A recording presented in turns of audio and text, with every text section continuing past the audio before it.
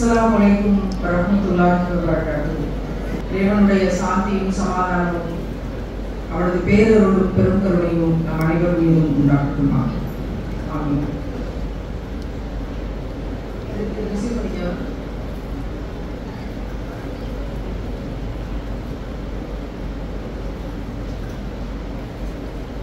அல்ஹம்துலில்லாஹ். இந்த நேரத்துல இந்த பொழுதுல வழக்கமான மாலை பொழுதாக இல்லாமல் ஆக்கி தந்ததற்காக அல்லாஹ்வுக்கு கூடுதல் நன்றிகள். வழக்கமான மாலை பொழுதுல நம்ம டீ போடுவோம், இங்க நமக்கு யாரும் டீ போட்டு கொடுத்துருக்காங்க. அல்ஹம்துலில்லாஹ். ஒரு ஏசி ஹால்ல வெயில் தெரியாம யாரெல்லாம் பிறருக்காக அப்படின்னு நியத்து வச்சு வாழ்றாங்களோ அந்த மறுமை நாள்ல மக்ஷர்ல சுட்டு எரிக்கிற அவ்வளவு கொடுமையான சூட்டுக்கு நடுவுல அர்ஷோட நிழல் அவங்களுக்கு அல்லாஹ் தருவதாக வாக்கு தர்றான். இன்னைக்கு ஜனாசா அதனுடைய குளிப்பு அங்க இருக்கிற மனுஷங்க கிட்ட எப்படி இரக்கமா இருக்கணும் அதுக்கான கிளாஸ் அதுக்குன்னே 20 பேர் படிச்சிருக்காங்க. அதுக்கு இவ்வளவு அட்வர்டைஸ்மெண்ட் பண்ணியிருக்காங்க. அது எல்லாத்தையும் வாட்ஸ்அப் நம்பர் இருக்கு. இந்த பிரச்சாரத்தை விழிப்புணர்வை முன்னெடுப்பதற்காகவே ஒரு கூட்டத்தை அல்ஹம்துலில்லாஹ் அதற்கான ஒரு விழிப்புணர்வு பிரச்சார கூட்டத்துல இந்த அற்பமான உலகத்திலேயே அல்லாஹ் அந்த வெக்கையை மறக்கடிச்சு ஒரு குழுக்குழுன்னு ஒரு என்விரான்மெண்ட்டை கிரியேட் பண்ணி தர முடியும்னா மறுமையில யோசிச்சு பாருங்க. ஒரு சின்ன சாம்பிள் மாதிரி இருக்கு இந்த ஆடிட்டோரியம். அப்போ அந்த இடத்துல அவ்வளவு பெரிய பாக்கியத்தை பெறணும் அப்படின்னா அவ்வளவு சாதாரணம்னு நினைக்கிறீங்களான்னு அல்லாஹ் குர்ஆன்ல கேட்கிறான். அவ்வளவு சாதாரணமா குளுகுளுன்னு ஏசி ஹால்ல கால் வலிக்காம நல்ல சேர்ல பசிக்காம தாகம் எடுக்காம அப்போ உள்ள தண்ணி கொடுத்துருப்பாங்க. கொடுத்தாங்களா இல்லையா? தண்ணி பாட்டில் கொடுத்துருப்பாங்க. இப்போ டீ அண்ட் ஸ்நாக்ஸ் அவ்வளவு சாதாரணமாக இவ்வளவு ஜாலியா சொர்க்கத்தை அடைஞ்சிடலாம் நீங்க நினைக்கிறீங்களா அப்படின்னு அல்லாஹ் குர்ஆன்ல கேட்கிறான். கண்டிப்பாக இல்லை. இங்கேயே அழுகிறதுக்கு வாங்க அப்படின்னு நான் பல இடத்துல கூப்பிட்ட அடுத்த தலைமுறை பிள்ளைகளிடத்துல பல இடத்துல கூப்பிட்ட செய்தியை தான் நான் நினைவு கூறேன். அழுகிறதுக்கு வாங்க. யாராவது அழுகிறதுக்கு கூப்பிடுவாங்களா? லாஃபிங் தெரபின்னு வச்சு சும்மானாச்சு சிரி, வானத்தை பார்த்து சிரி, பூமியை பார்த்து சிரி, இடுப்புல கையை வச்சு சிரி, கீழே பார்த்து சிரி, ஹாஹா ஹாஹா அப்படின்னு சிரிச்சா நோயெல்லாம் சரியாகுது. சும்மா நடிச்சு சிரி, லாஃபிங் தெரபி அப்படின்னு கிளாஸஸ் வச்சு அதுக்கு 50,000 60,000 திரட்டி கொண்டு சம்மர் கிளாஸஸ் போய் கொண்டிருக்கிற காலகட்டத்துல யாராவது அழுகிறதுக்கு வாங்கன்னா இது யாராவது வருவாங்களா? ஆனால் நான் அழைப்பு தருகிறேன், அழுவதற்கு வாருங்கள். ஏன்? நாம் உயிரினும் மேலாக நேசிக்கும் உத்தம நபிகள் நாயகம் ஸல்லல்லாஹு அலைஹி வஸல்லம் அவங்க சொல்லி தராங்க, இம்மையிலேயே அழுது முடிச்சிருங்க. உங்களுடைய கஷ்டங்கள் நஷ்டங்கள் சோதனைகள் கவலைகள் அத்தனையும் தாண்டி ஹலாலா நின்று இம்மையிலேயே அழுது முடிச்சிருங்க.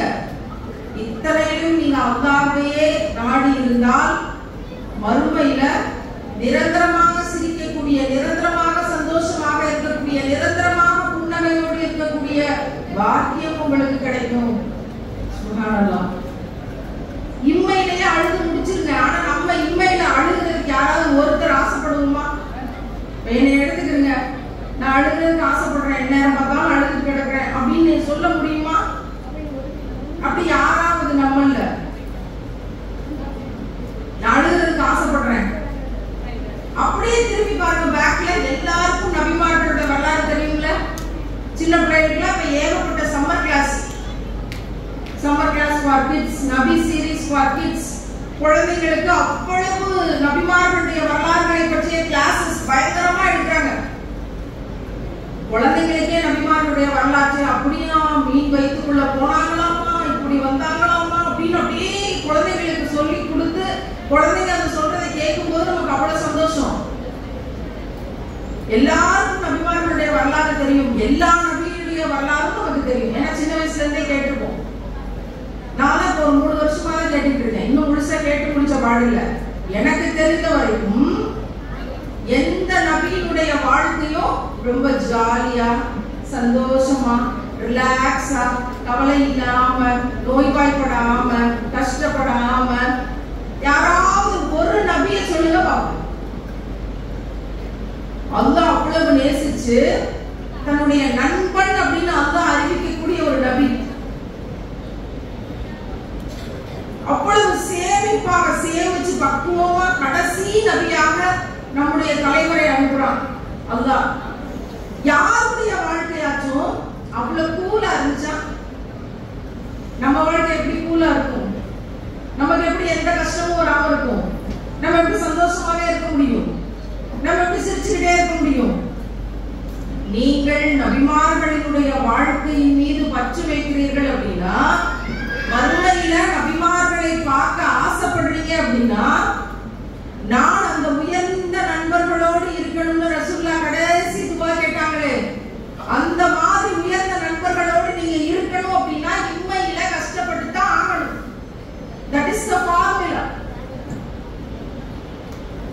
ஆனா நம்ம எதுக்கு ஆசைப்படுவோம்?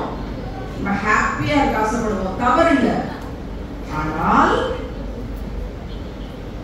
ஏன் கஷ்டம் வரும்னு இப்படி அழுத்தி சொல்றீங்க? சந்தோஷமா தான் இருந்தா என்ன? அல்லாஹ் அப்படியாக இந்த பூமியை படைக்கல, இந்த பூமியின் மனிதர்களை அப்படி படைக்கலன்னு அல்லாஹ்வே சொல்றான். தேவைப்பட்டா உன்னோட உயிரை எடுப்பேன், தேவைப்பட்டா உன்னுடைய காசு பணத்தை எடுப்பேன், தேவைப்பட்டா உன்னுடைய குழந்தைகளோட உயிரை எடுப்பேன், தேவைப்பட்டா உன்னோட சொத்துக்களை எல்லாம் எடுப்பேன், தேவைப்பட்டா இது எல்லாத்தையும் எடுப்பேன். ஆனால் அதற்கு பகரமாக நான் சொர்க்கத்தை தருவேன். என் கூட இந்த அழகிய வியாபாரத்துக்கு வர்றது யாரு அப்படின்னு நல்லா கேட்கிறார். நம்ம இந்த அழகிய வியாபாரத்துக்கு உடன்படுவோமா? ஒரு சின்ன எக்ஸாம்பிள், பெரும்பாலும் எல்லா இடங்களையும் கேட்கறது தான். இப்போ உங்ககிட்ட இந்த தங்க நகைகளை எல்லாம் கடத்தி கொடுத்துட்டு போங்க.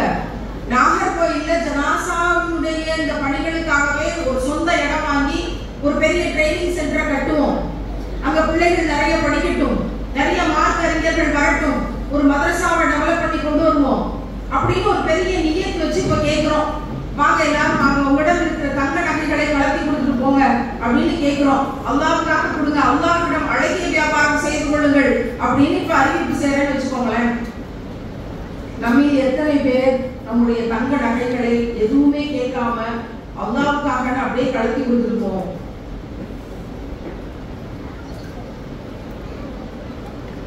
கை தூக்குங்களே பார்ப்போம். ஆண்கள் கை தூக்கி என்னங்க பண்றது? பின்னாடி கண்ணாடிக்கு வெளியில இருந்து கழுத்துல டேக் மாட்டிக்கொண்டு ப்ரோக்ராம் கோஆர்டினேட்டர்ஸ் மொத்தம் ஒரு 8 பெண்கள் கை தூக்கி இருக்காங்க. அல்ஹம்துலில்லாஹ். கை கீழே போட்டுக்கோங்க. இறைவன் மறுமையில் உங்களுக்கு உங்களுடைய உடலெல்லாம் தங்க காப்பிட்டு கண்ணியப்படுத்தட்டும். ஆமீன். தூக்கணும்னா நினைச்சோமே, தூக்கணும்னாவது தூக்கி வைப்போம். இப்ப என்ன கூப்பிட்டா மேடை கூப்பிட்டு கேட்க போறாங்க. அடுத்த கட்டமா 10 நடக்க போகுது. வாங்க கை தூக்கின ஆட்கள் 8 பேர் மேடைக்கு வாங்க, ஒரு புரட்சி அறிவிச்சிடுவோம். நாகர்கோவில் கோட்டாரில் 8 இஸ்லாமிய பெண்மணிகள் கொண்டு வந்திருந்த போட்டிருந்த அத்தனை தங்க நகைகளையும் பெண் பிள்ளைகளினுடைய நலவுக்காக மேடையிலேயே கலட்டி தந்தார்கள். சுப்ஹானல்லாஹ் அப்படின்னு ஒரு பெரிய தலைப்பு செய்தியை போட்டு பரப்பிடுவோம். மற்றவங்களா சிரிக்கிறாங்க அந்த 8 பேருக்காக. ஆனா அந்த 8 பேருடைய கண்ணியத்தை நினைச்சு பார்க்கும்போது மலக்குகள் நம்மளை பார்த்து சிரிச்சு கொண்டிருப்பாங்க.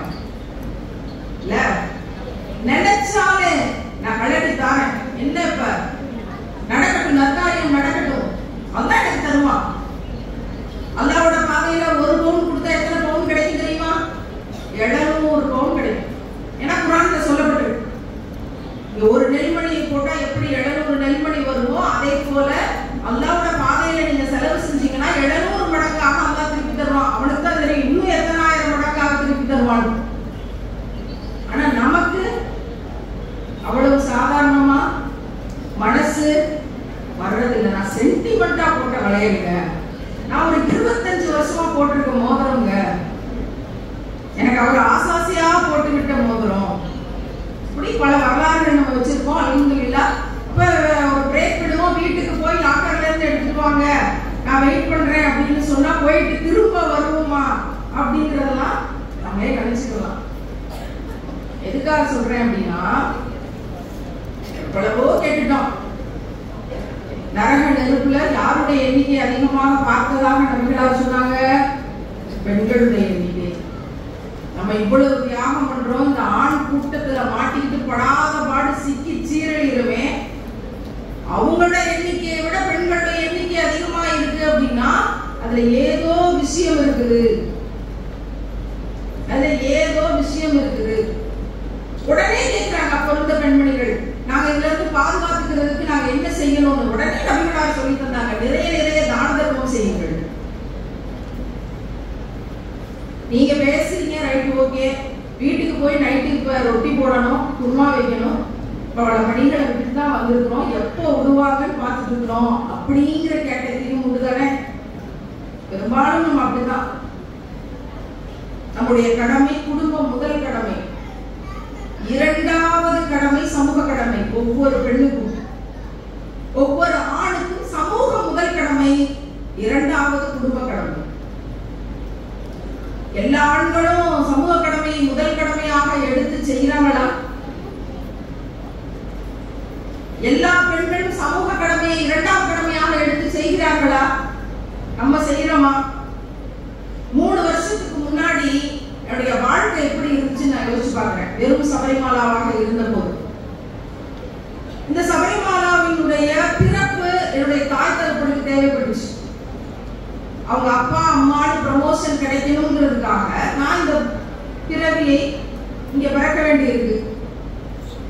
பிறந்த உடனேயும் நாங்க அம்மா அப்பா ஆயிட்டோம் அப்படின்னு அவங்க சந்தோஷப்பட்டாங்க. ஆனா நான் பிறந்தப்ப எங்க அம்மா என்னை தூக்கவே இல்லை, பொம்பளை பிள்ளை பிறந்துச்சுன்னு சொல்லி அழுதுகிட்டு இருந்தாங்க. ஆம்பளை பிள்ளைல பிறக்கணும்னு நினைச்சோம். இன்றைக்கு வரைக்கும், இன்னைக்கு மத்தியானம் வரைக்கும் கூட பெரிய பஞ்சாயத்துகள், நீ மதம் மாறியதுதான் எல்லா பிரச்சனைக்கும் காரணம். நான் அழுதுகிட்டே சொன்னேன், நான் மதம் மாறியதுதான் உங்களோட வாழ்க்கையில எல்லா பிரச்சனைக்கும் காரணம்னா எனக்கு அம்மாவும் தேவையில்லை, அப்பாவும் தேவையில்லை, குடும்பமும் தேவையில்லை, ஏற்கனவே அந்த மனநிலையில தான் இருக்கிறேன். எனக்கு என் அல்லாஹ் போதுமானவன், என் ஏக இறைவனுக்காக நான் இறைவனுக்காக எல்லாத்தையும் விட்டு கொடுக்க தயாரா இருப்பேன், தாய் தகப்பனுக்காக இறைவனை விட்டு கொடுக்க தயாராக இல்லை அப்படின்னு சொல்லிட்டு வச்சு.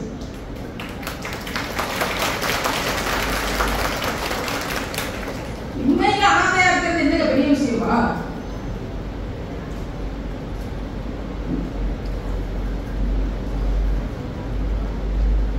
மறுமையில் நபிகளாரோடு, அன்னை கதீஜாவோடு, அன்னை ஆயிஷாவோடு, சொர்க்கத்தின் தலைவி ஃபாத்திமாவோடு வாழக்கூடிய பாக்கியத்தை இறைவன் தருவான். இதுக்காக இன்மையில் எதை தூக்கி போட்டார்?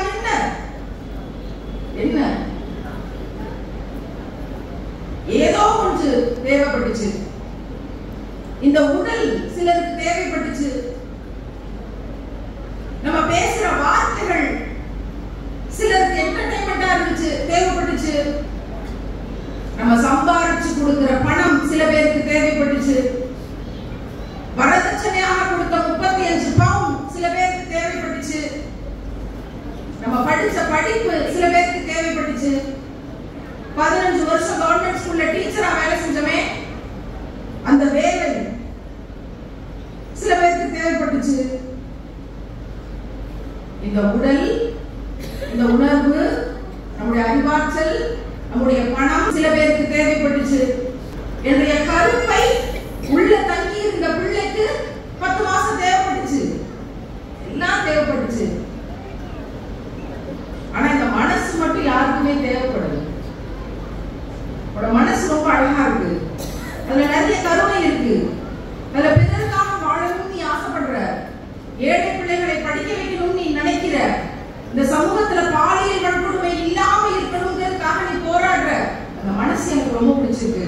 அந்த மனசுக்காக நான் உன்னை நேசிக்கிறேன், அந்த மனசுக்காக உனக்கு நான் உதவி செய்யறேன், அந்த மனசுக்காக உனக்கு நான் உடன் நிற்கிறேன்னு ஒரு ஆள் இதுவரைக்கும் இந்த 3 வருஷத்துக்கு முன்னாடி இல்லை. ஆனால் எப்போ லா இலாஹா இல்லல்லாஹ் முஹம்மது ரசூலுல்லாஹ்ன்ற கலிமாவை உயிருக்குயிராக நாம் ஏற்றுக்கொண்டோமோ, உயிரினும் மேலாக எப்போ ரசூலுல்லாஹ்வை நேசிக்க ஆரம்பிச்சோமோ, அதற்கு பிறகு இந்த லட்சியத்துக்காக, என்னுடைய இந்த உணர்வுக்காக ஒவ்வொரு ஊர்லயும் ஆயிரக்கணக்கான சகோதரிகளை உருவாக்கினார். ஆயிரக்கணக்கான சகோதரிகள். சுபஹானல்லாஹ்.